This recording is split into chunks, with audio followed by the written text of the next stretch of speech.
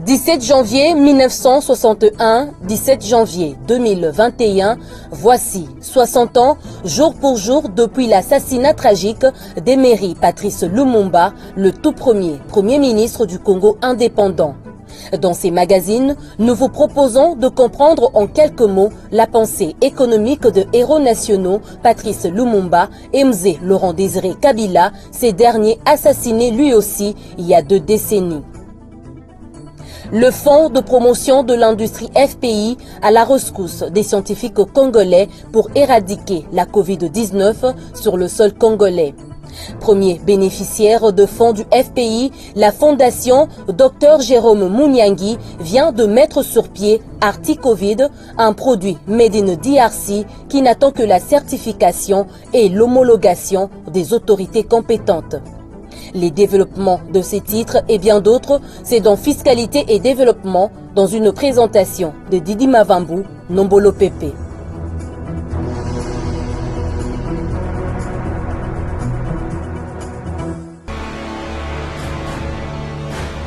Agence Galaxy Media, la passion de développer la RDC. Merci de choisir cette chaîne pour suivre cette nouvelle édition du magazine Fiscalité et Développement, la grand-messe des finances publiques, questions économiques et dossiers de développement en République démocratique du Congo.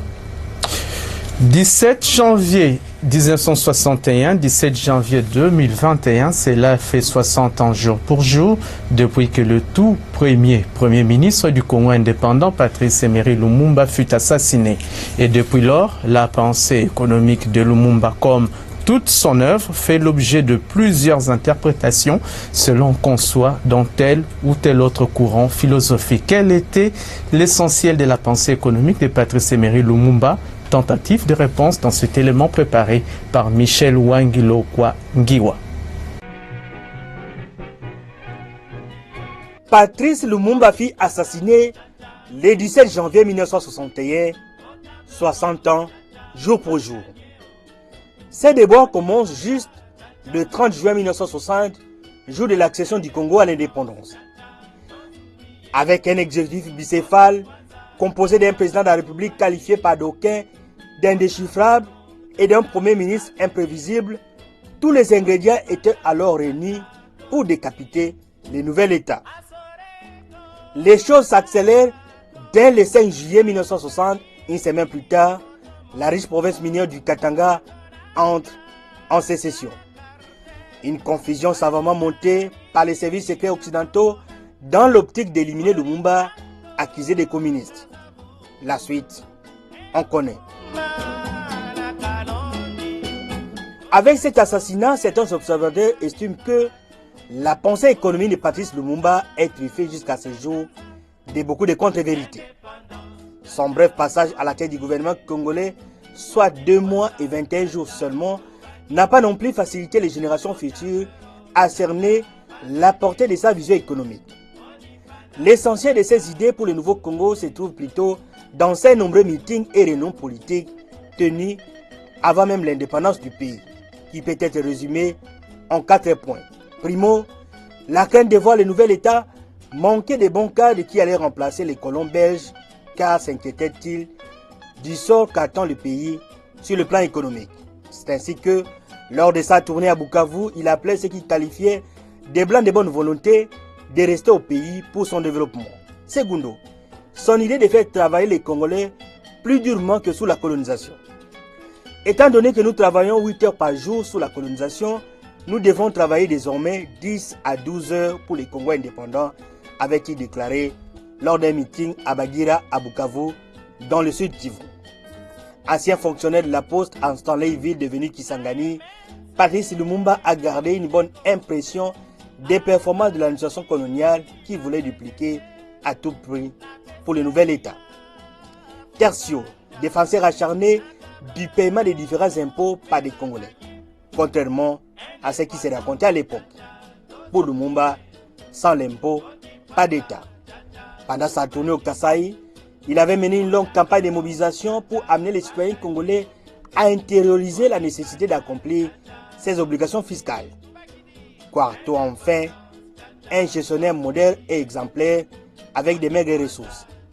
Alors que l'Union minière du Haut-Katanga, devenue par la suite Gécamine, tournait en plein régime, Lumumba est arrivé à payer les fonctionnaires de l'État de l'époque rien que par les fonds générés par la Poste, son ancien employeur, avant de devenir Premier ministre. Surnommé par ses frères de Katakakombe, grosse tête qui prédit le futur, l'essentiel d'inquiétude soulevée à l'époque par Lumumba reste valable jusqu'à ces jours. Avec l'avènement annoncé d'une nouvelle gouvernance en République démocratique du Congo, dans les jours et semaines qui viennent, tous les espoirs sont permis désormais de voir un nouveau Congo prendre sa revanche sur les sous-développements. Une meilleure façon d'honorer Patrice Lumumba et ses illustres compagnons de l'indépendance qui ont rêvé d'un Congo plus beau qu'avant. Autre héros national disparu brutalement, Laurent Désiré Kabila, le troisième président du Congo indépendant, a été assassiné le 16 janvier 2001.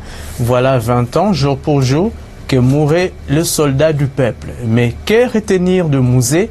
Quelle était sa vision pour le Congo démocratique sur le plan économique pour soulager un tant soit peu la souffrance du peuple congolais? Ruben Mayonin Tiakiyunga nous en parle dans cet élément.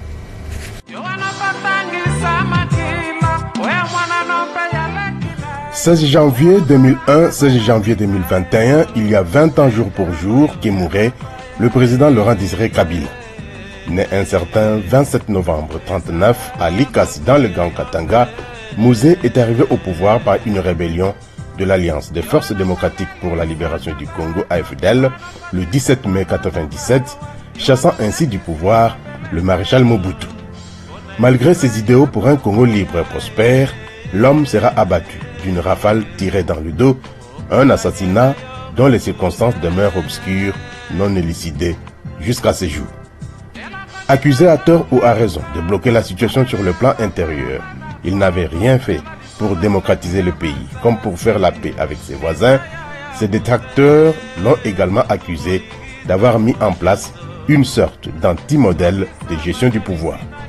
Mais Laurent Désiré Kabila, qui avait trouvé le pays dans un état de déliquescence avancée, infrastructures routières et hospitalières délabrées, tissu économique détruit et j'en passe, devrait mettre sur pied sa propre philosophie, son propre modèle, étant donné que tout était prioritaire. Il fallait commencer par changer la mentalité du Congolais par des vertus patriotiques et nationalistes, d'où la philosophie « ne jamais trahir le Congo ».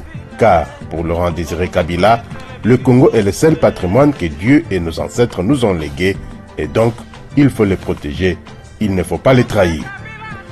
Mais bien plus encore, l'autoprise en charge est la formule « prenez-vous en charge ». Le Congolais a faim, il faut le nourrir, il faut produire en cultivant la terre.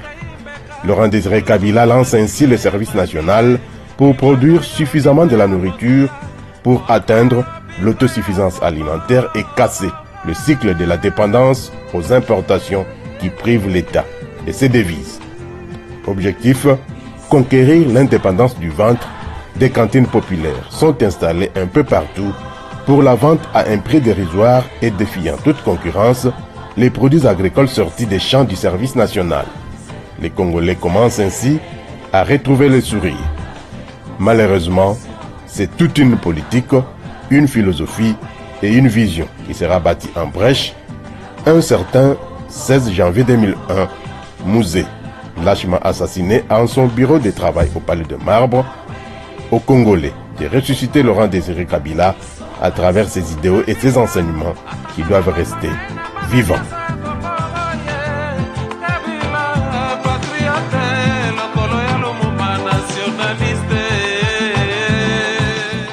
Autre chose à présent, dans un communiqué officiel rendu public mardi 12 janvier 2021, l'hôtel de ville de Kinshasa, par l'entremise du gouverneur Jean-Tiningo Vilambaka, a annoncé la fermeture du marché central pour raison d'assainissement et de réhabilitation. En attendant sa réouverture, il est demandé aux vendeurs d'occuper les étalages de marché provisoires créés dans les communes de Kinshasa et de Lingwala. Une décision qui qui suscite beaucoup de réactions. Mais dans quel état se trouve actuellement le marché central de la capitale congolaise et quelles sont les réactions des vendeurs par rapport à cette décision de l'autorité urbaine de la ville de Kinshasa?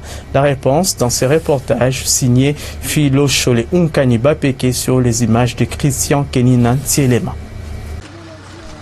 L'avenue Bokassa qui mène vers le grand marché de Kinshasa est méconnaissable.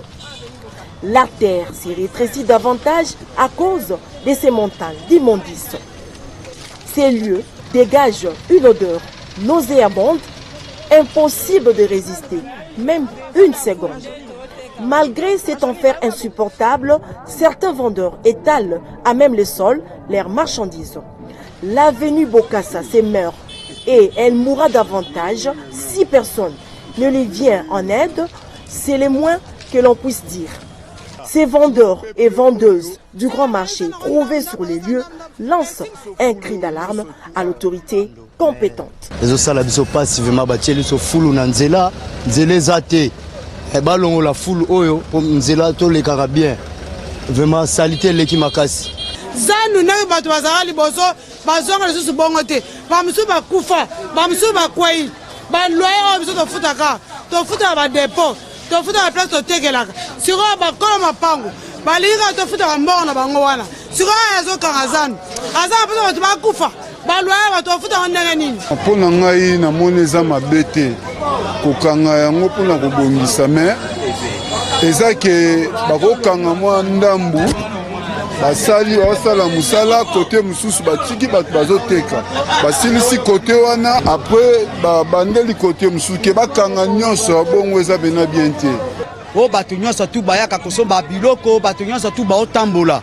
mais boni mboka ngo ekomi boye ndenge nini mboka ekoma salite na niveau ya capitale ekoma salite boye o baoloba o malade ye siko malade yango ekobikisa biso ndenge nini ata malade yango ye te me modele afulu ya boye malade ekokota biso facile tozolata bakashine oyo mpona maladi moko invisible mais oyo eza visible aleini bomona yango bozoloba nini mpona peuple yango avant confinement toza kofuta taxe na ya salubrité na ya nani mais pour le moment salubrité soki ekomi na nini taxe wana toza kofuta mpona utilité nango na minute oyo taxe eza te sikoyo na minute oyo taxe eza te bazwa badisposition na bango en tant que parent.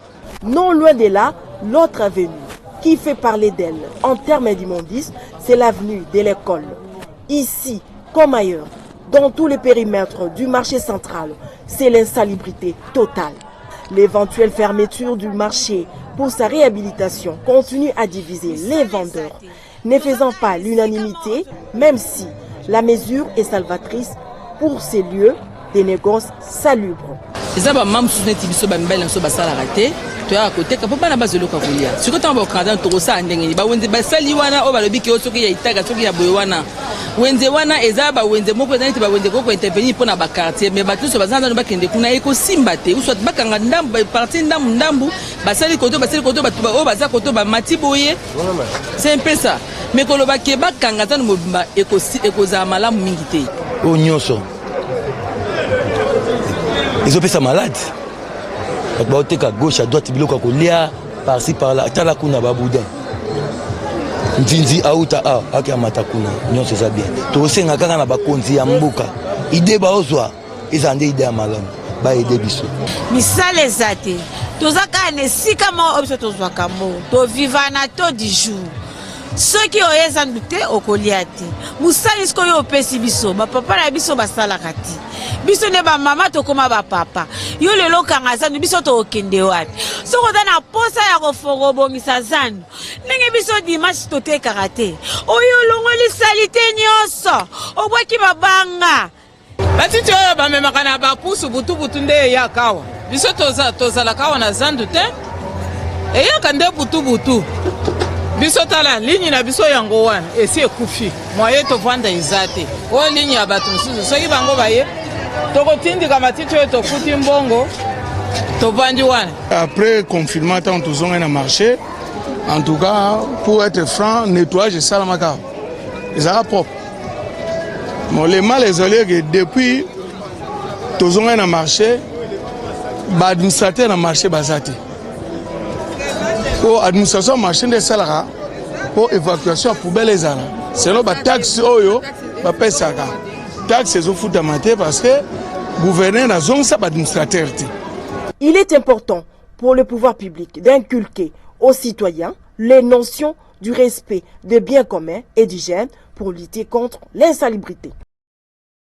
En exécution de l'arrêté du 11 janvier 2021 de son Excellence Monsieur le gouverneur de la ville de Kinshasa portant fermeture du marché central de Kinshasa et relocalisation temporaire de ces structures, il est porté à la connaissance de la population quinoise que pour raison d'assainissement et de réhabilitation, le marché central de Kinshasa est fermé au public jusqu'à l'achèvement des dits travaux. En attendant sa réouverture, il est demandé aux vendeurs d'occuper les étalages des marchés provisoires dont 24 novembre, Itaga, Kabinda et Kalembelembe. Le délai des délocalisations court jusqu'au 20 janvier 2021. Les agents commis à son administration sont chargés de la stricte observance de cette mesure. C'est un communiqué signé Leka Sampi Sam, ministre provincial de l'Intérieur, Sécurité, Justice et Affaires coutumières. La zone de libre-échange continentale africaine, ZLECAf, est officiellement entrée en vigueur le 1er janvier 2021.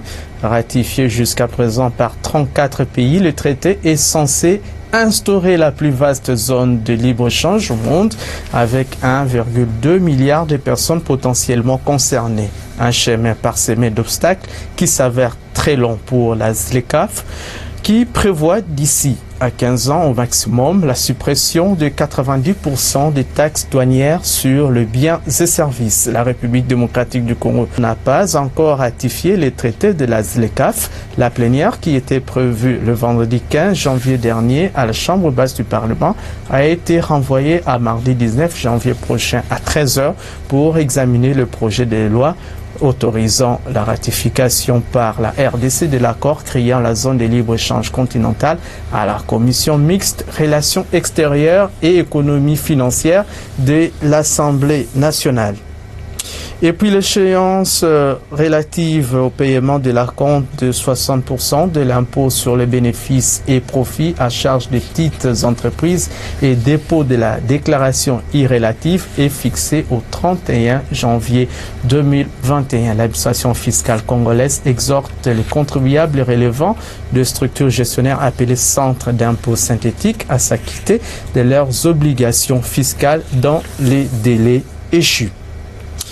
Au cours de l'exercice budgétaire de 2020, la douane congolaise a mobilisé un peu plus de 2016 milliards de francs congolais, ce qui représente un taux d'exécution de 107,59% comparativement aux assignations du collectif budgétaire de l'ordre de 1873,9 milliards de francs congolais. Pour l'exercice budgétaire 2021, les assignations budgétaires de la DGA sont fixées à 2606,7 milliards de francs congolais, un défi difficile à réaliser au regard du contexte socio-économique du pays, mais l'impossible n'est pas. Jean-Baptiste Nkongolo Kabila Mouchi, Michel Wangilo Kwangiwa.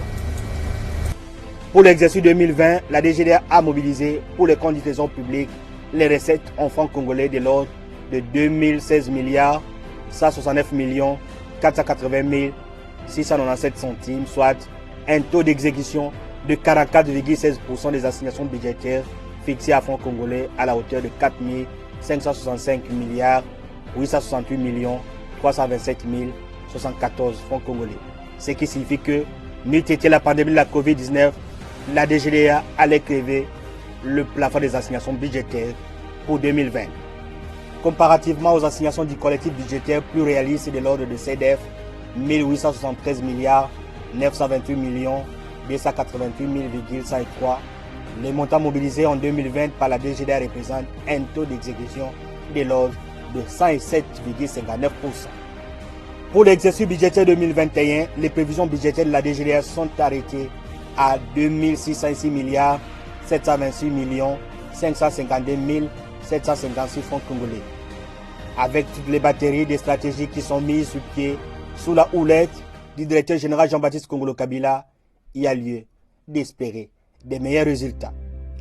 Des assignations de plus en plus élevées, mais avec la détermination du DG de douane et accès Jean-Baptiste Kongolo Kabila, du DGA Simon Iben Zouka et de l'ensemble des cadres et agents de la douane, des institutions du pays et tous les partenaires de la DGDA, ces défis sera sans nul doute relevé.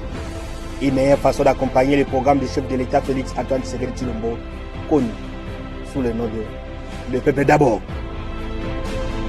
L'ère des médias nourrie aux mamelles de l'État est révolue. Propos tenus mardi 12 janvier dernier par le ministre d'État en charge de la communication et médias et porte-parole du gouvernement, David Jolino Makelele. Il a dit à l'occasion de la cérémonie d'échange de vœux et de déjeuner de presse organisée à l'intention de professionnels des médias.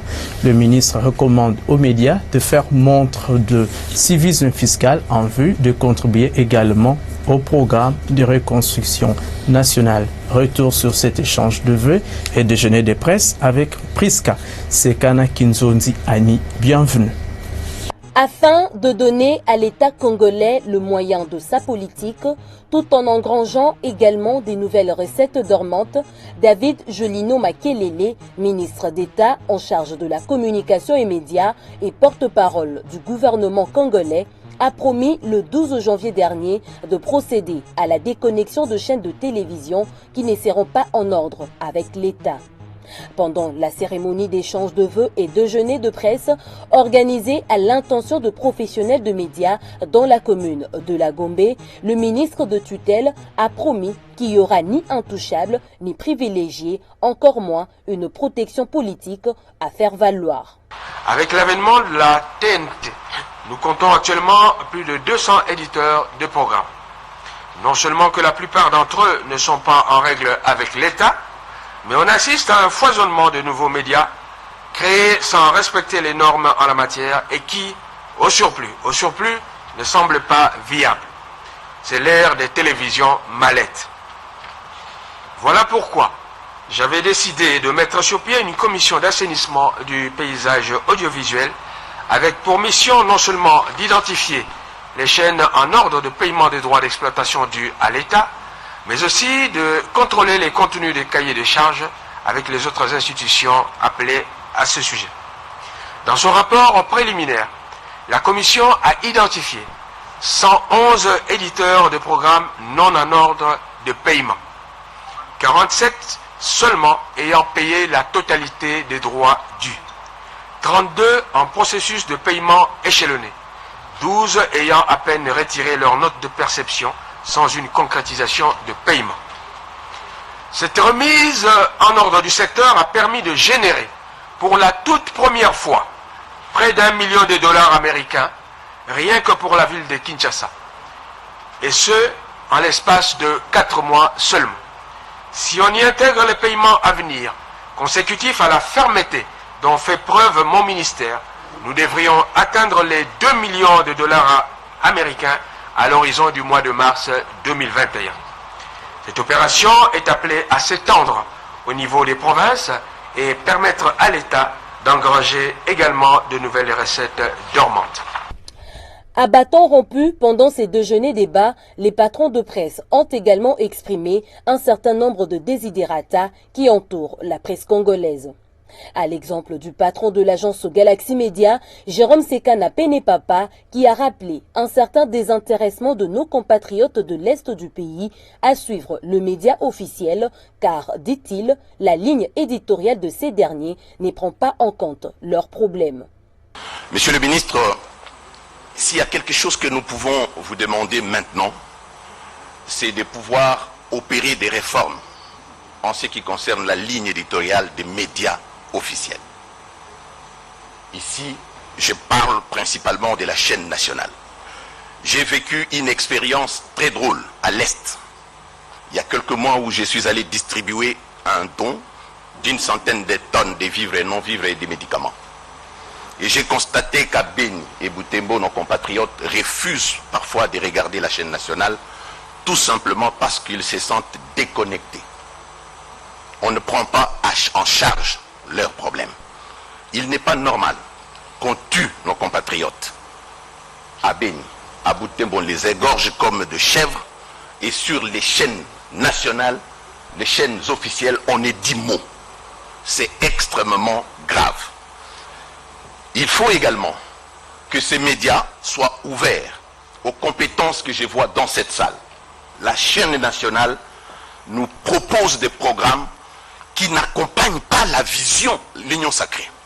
Donc, c'est une recommandation, je ne saurais pas entrer en profondeur parce que lorsque même nous autres nous venons proposer certaines émissions, on nous demande de payer 6 000 $ sur une chaîne qui est notre propriété. Propriété des Congolais, nous payons les impôts pour ça. Monsieur le ministre, c'est très important, il faudra revoir la grille des programmes de la RTNC, de la RTNC 2 et de la RTNC 3 pour que les Congolais puissent s'approprier ces médias-là qui est le leur. Vous savez, la nation c'est comme le corps humain. Lorsque le pied se blesse, la douleur est ressentie jusqu'au niveau du cœur et la tête n'a pas de paix. Au ministre David Jolino Makelele de répondre.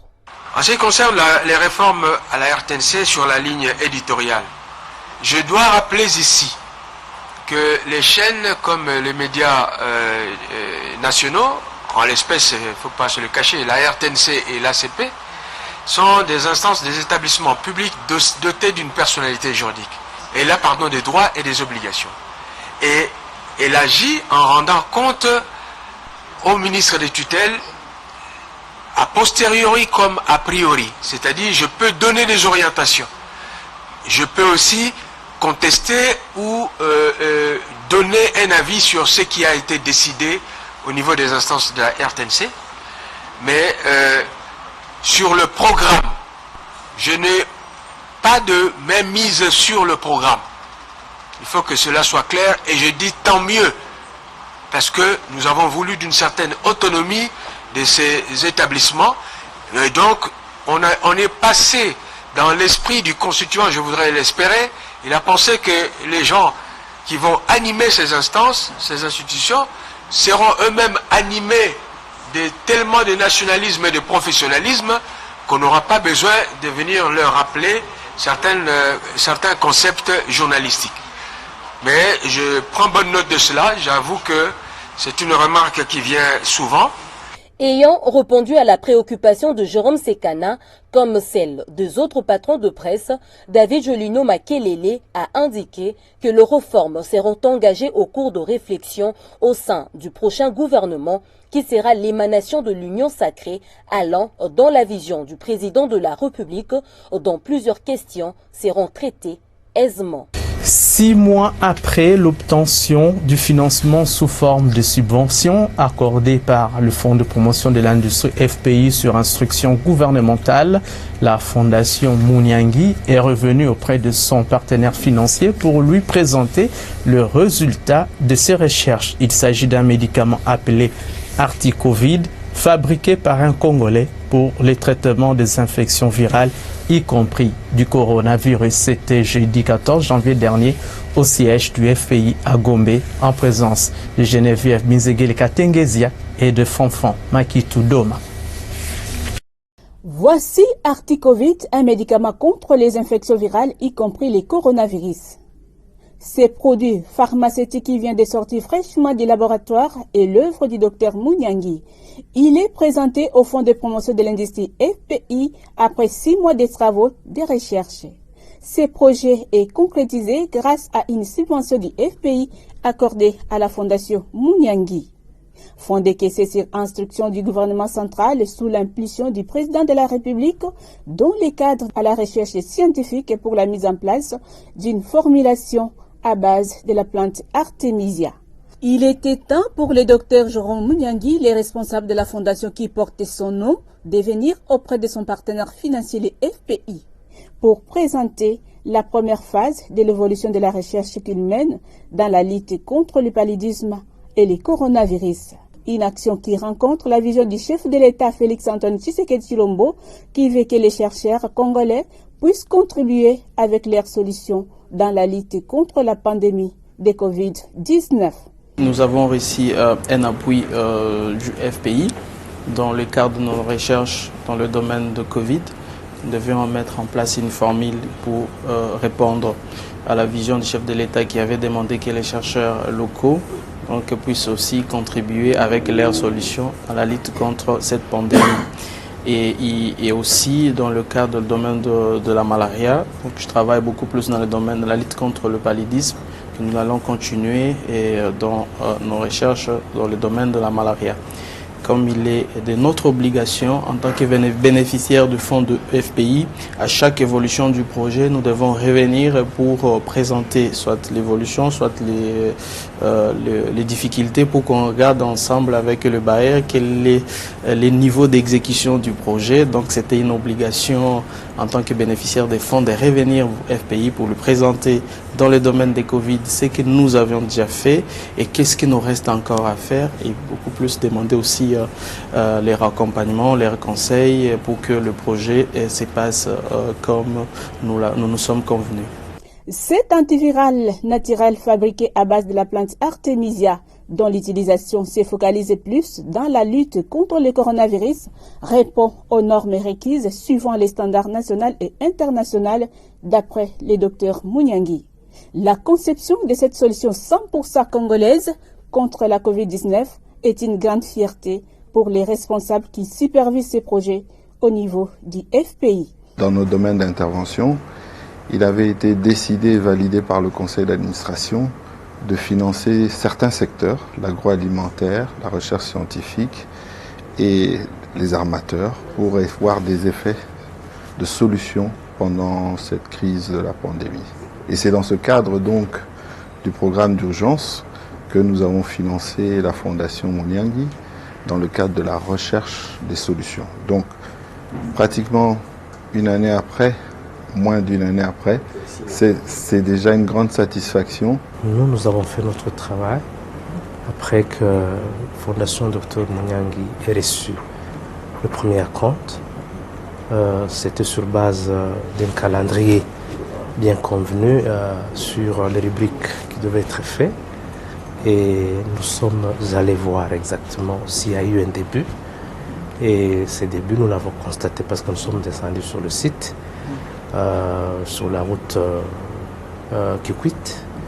Et nous avons vu effectivement, nous avons vu la concession, nous avons vu les champs. Il a commencé déjà la culture d'Artemisia. Et c'était pour nous une satisfaction. Parce que la libération de la tranche qui restait était conditionnée par l'utilisation de ce qui avait été déjà débloqué. Et je souligne l'utilisation rationnelle par rapport au plan de financement qui a été convenu. Et nous avons été satisfaits. Nous avons fait même le contrôle pour voir si toute l'enveloppe qui avait été déjà débloquée a été utilisée. Ce n'était pas le cas. Il y avait une partie qui était encore en banque. Nous avons demandé d'aller nous amener des preuves pour attester qu'il y a une provision qui n'est pas encore utilisée. Et les pièces nous ont été déposées. Donc nous avons été satisfaits et nous avons fait notre rapport acquis de droit pour dire l'évolution elle est normale. Et comme vous venez de le voir aujourd'hui déjà sur les deux produits sur lesquels était menée la recherche, il y a déjà un produit qui sera bientôt homologué et mis sur le marché. Ce produit qui sera bientôt lancé sur le marché est à l'étape de l'homologation par le ministère de la Santé publique pour la vérification de son efficacité. La prochaine étape de la Fondation Munyangi avec les FPI sera la discussion sur les modalités de l'industrialisation de ces médicaments contre le coronavirus fabriqués en République démocratique du Congo par un fils du Maniema. Si vous êtes industriel exerçant en République démocratique du Congo, rassurez-vous que vous êtes assujetti au paiement de la taxe de promotion de l'industrie locale, TPIL, pour les ventes de vos produits sur le marché local. Dans ce cas, collectez et reversez mensuellement la taxe de promotion de l'industrie locale au taux de 2% du prix du revient industriel. C'est contribuer à la pérennisation du cycle de financement des projets industriels en RD Congo. Tenez, la taxe de promotion de l'industrie locale est une parafiscalité préaffectée au financement des projets industriels. Ceci est un message du Fonds de promotion de l'industrie. FPI, votre partenaire privilégié pour la réussite de vos projets. La deuxième vague de la pandémie de Covid-19 est en train de multiplier de victimes à travers le monde. Il est donc impérieux de prendre des dispositions nécessaires afin d'éviter la propagation de ce virus à la base de la paralysie des activités économiques au niveau mondial. Et une firme américaine dénommée Manaco Intelligate apporte une solution efficace. Cette entreprise a mis au point des portiques intelligents en vue de prévenir cette maladie au sein des différentes installations de portée publique. Regardez. Congolaises, Congolais et vous les expatriés vivant en RDC. La deuxième vague de la pandémie à coronavirus est là. Elle est plus virulente et plus mortelle que la première.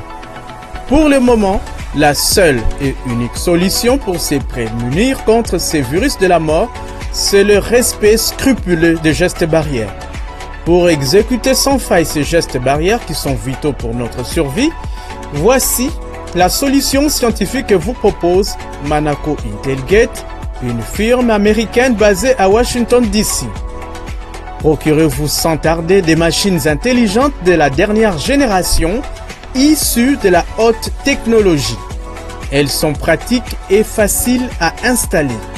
Ces portiques intelligentes offrent le gel hydroalcoolique pour désinfecter les mains, font la reconnaissance faciale, affichent automatiquement la température corporelle, vous désinfectent par atomisation, entendez une petite vapeur qui vous baigne des cheveux aux orteils en quelques secondes. Elle détecte les métaux et autres armes dangereuses. Ces machines sont dotées d'un système d'alarme automatique en cas d'anomalie comme la température au-delà de la normale et font rapport immédiat au service de sécurité.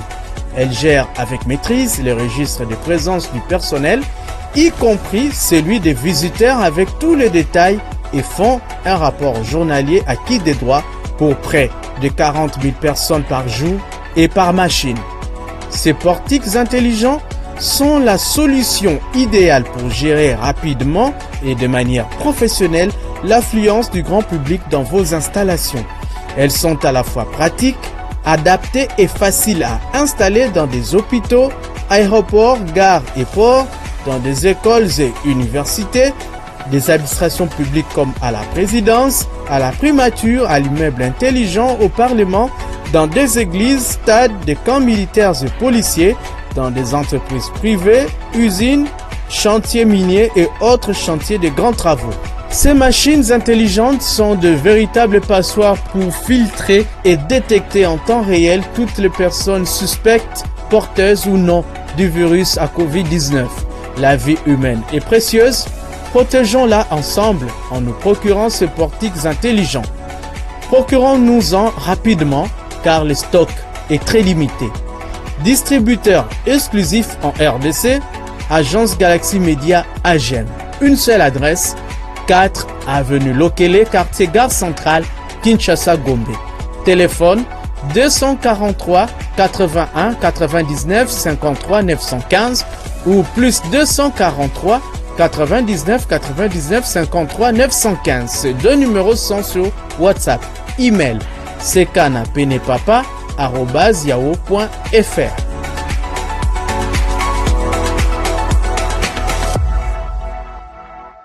Voilà qui nous amène à vulgariser les actes générateurs de recettes non fiscales de l'État qui relèvent du secteur de la santé publique avec Muriel Makiese-Loutina.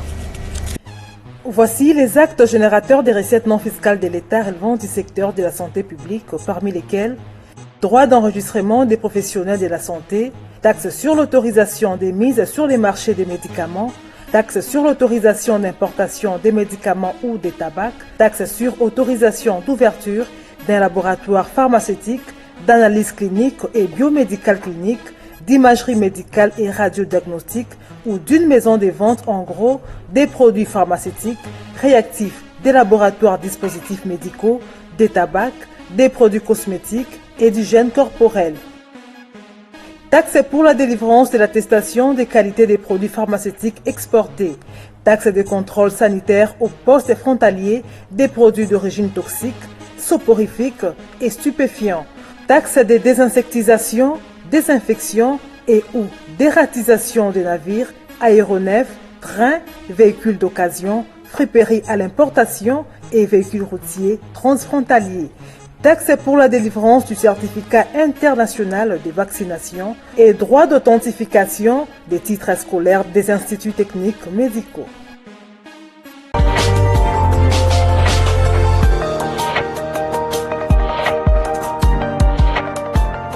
Actualité internationale à présent, d'après le données publié par la Banque mondiale dans son rapport sur les perspectives économiques mondiales de janvier 2021.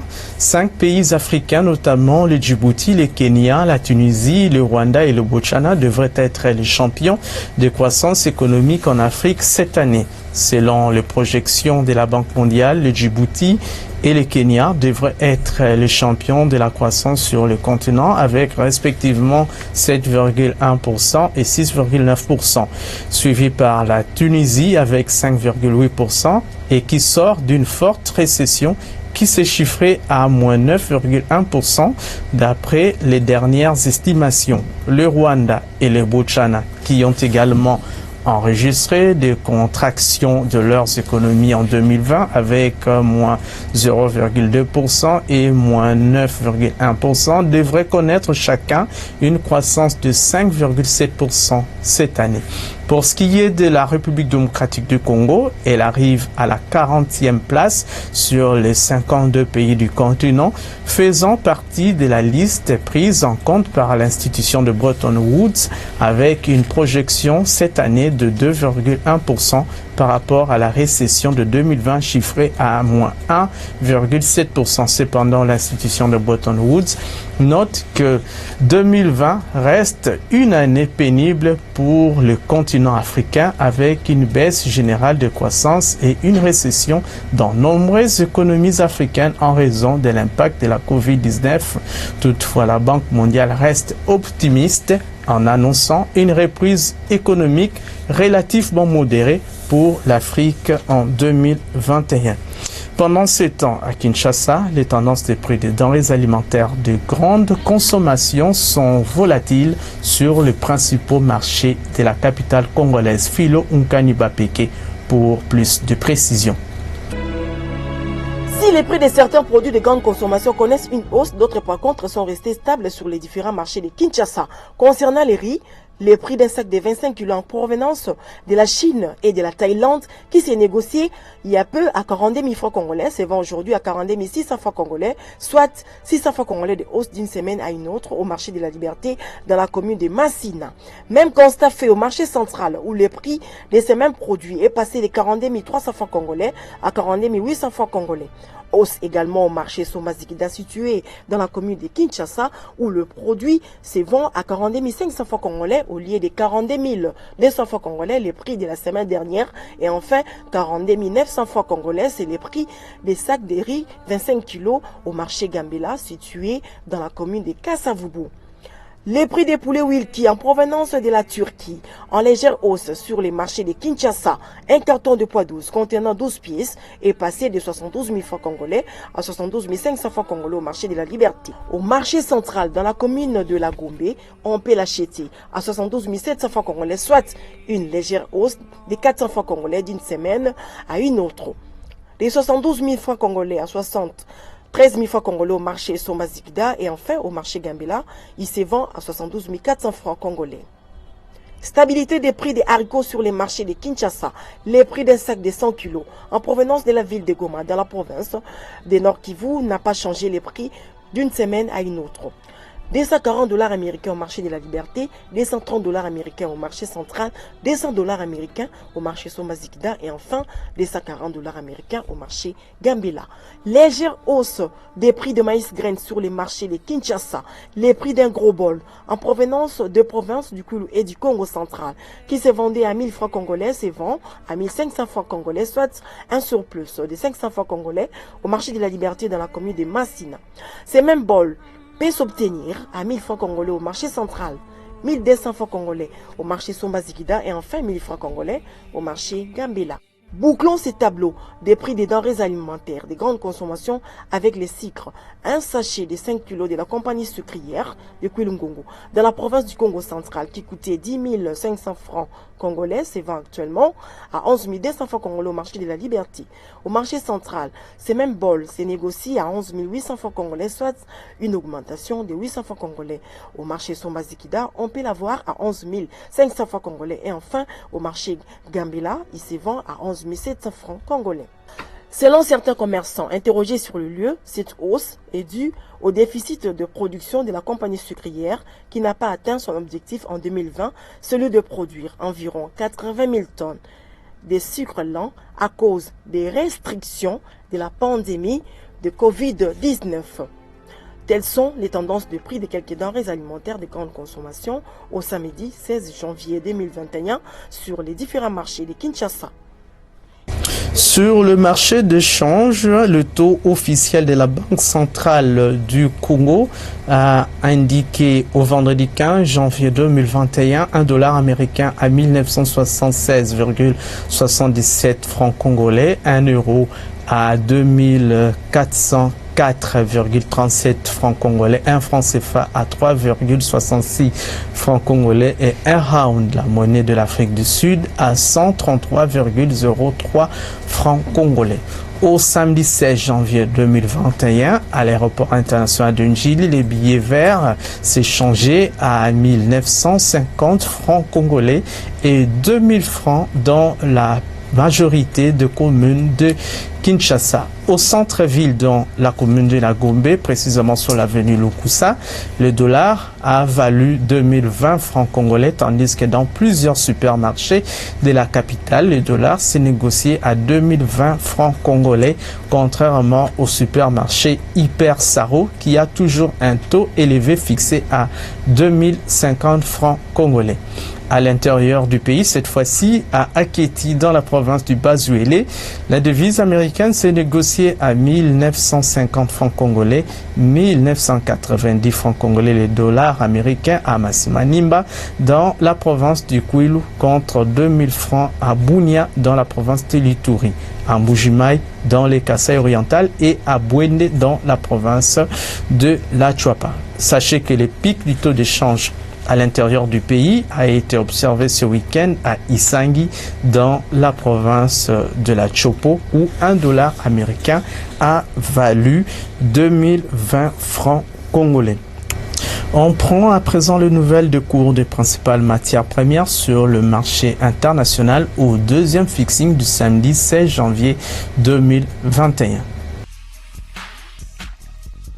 Pour la première fois depuis fin novembre 2020, à Londres comme à New York, le prix du baril du pétrole est en baisse. En mer du Nord, le baril du brut a coûté 55,03 $ américains à Londres, soit une baisse de 2,53%, baisse également de 3,04% du prix du brut léger américain West Texas Intermediate WTI à New York, le baril se négociant à 52,07 $ américains. À en croire les sites prixdubaril.com, les prix du pétrole ont terminé en baisse vendredi, le marché reprenant son souffle après un début d'année en fanfare, tandis que la pandémie de Covid-19 continue de planer sur la demande actuelle et future d'or noir. Côté produits miniers, la tonne métrique du cuivre est redescendue sous la barre de 8 000 $ américains pour se situer cette semaine à 7 960,50 $ américains, soit une baisse de 0,28%. La tonne du cobalt est toujours en hausse de 2,69%, revenant à 37 995 points.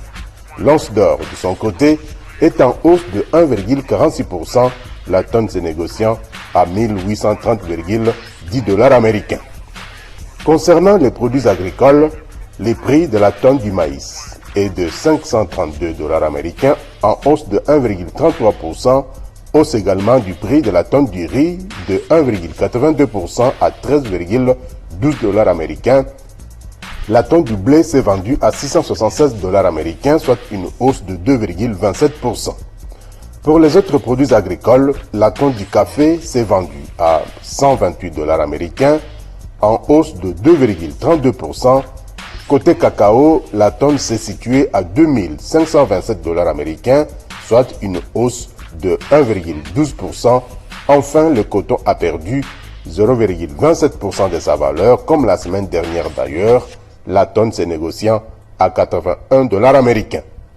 C'en est fini pour ce numéro du magazine Fiscalité et Développement. Merci de nous avoir suivis à Mbujimaï dans la province du Kasaï oriental et merci également à l'équipe technique qui a concouru à la réalisation de cette émission. Je pense à Guillaume Zembede Gonzac, Céline Bumba, Angela Nilagrace, Peter Lomadje Saokoma, sans oublier la chef d'édition Friska Sekana Kinzondi bienvenue ainsi que Muriel Makisse Loutina.